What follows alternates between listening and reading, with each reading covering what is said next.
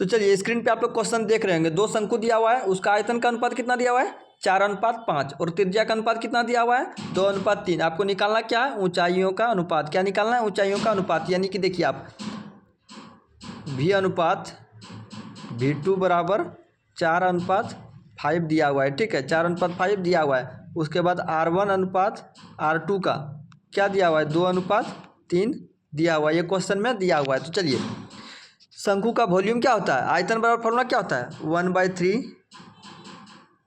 पाई R² H, यानी R1 H1 दे देते हैं हम, दो शंकु है इसीलिए 1/3 पाई R2 H2, ठीक है तो दे देते हैं। तो वॉल्यूम फर्स्ट और वॉल्यूम सेकंड का क्या है अनुपात 4:5, ठीक है।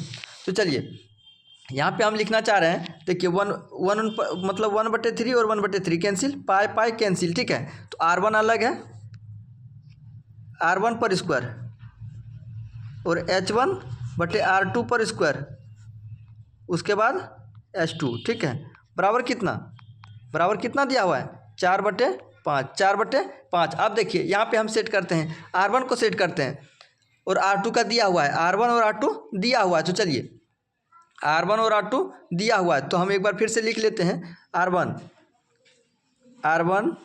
पर स्क्वायर H1 R2 H2 बराबर 4/5, ठीक है। देखिए R कितना दिया हुआ है 2, तो 2 पर स्क्वायर इंटू H1, 3 पर स्क्वायर इंटू H2 बराबर 4/5, ठीक है।